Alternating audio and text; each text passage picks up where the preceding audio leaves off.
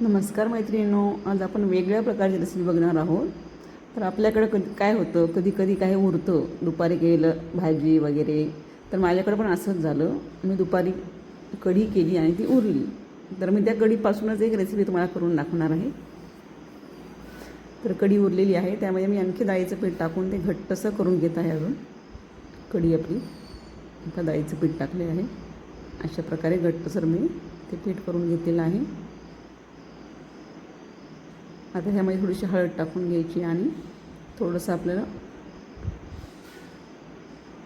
आंबटपणासाठी लिंबू सत्व टाकून घेतलेलं आहे.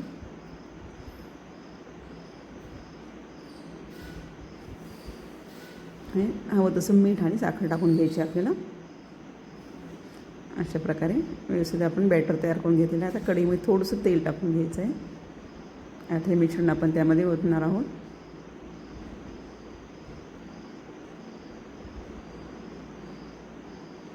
अशा प्रकारे आता हे घट्टसर मिश्रण आपलं तयार आहे. आता छान आपण घट्टसर मिश्रण अशा प्रकारे होईपर्यंत आपण परतून घ्यायचं आहे, त्याला चमक येईपर्यंत. आता हे मिश्रण आपण एका ताटावरती काढून घेणार आहोत. आता आपण ताटाला थोडंसं तेल लावून घ्यायचं आहे. छान सर्व बाजूने तेल लावून घ्यायचं आहे. आता ते आपलं पिठल्याचं जे मिश्रण तयार आहे ते आपण यावरती ओतून घेणार आहोत आणि चमच्याने असं आपण पातळसर पसरून घ्यायचं आहे. म्हणजे गरम आहे ना, त्यामुळं चमच्यानेच पसरून घ्यायचं आहे.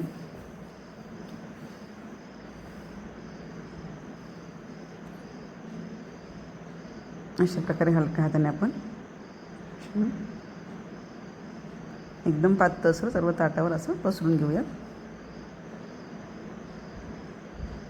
थोडासा तेलाचा हात लावून असं थोडंसं पसरून घेतलेलं आहे.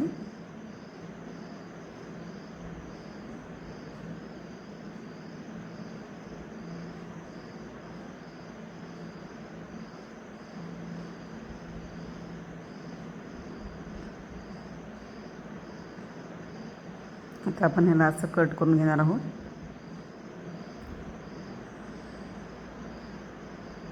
अशा प्रकारे थोडंसं गार झाले की आपण त्याच्या अशा सुरळीच्या आपण वड्या करून घेणार आहोत.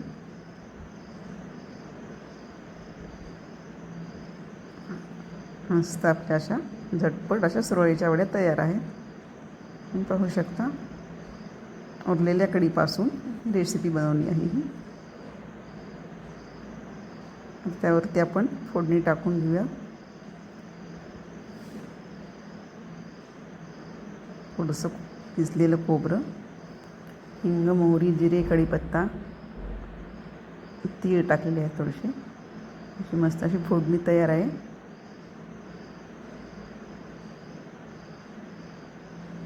मस्त अशा आपल्या सुरळीच्या वड्या तयार आहेत.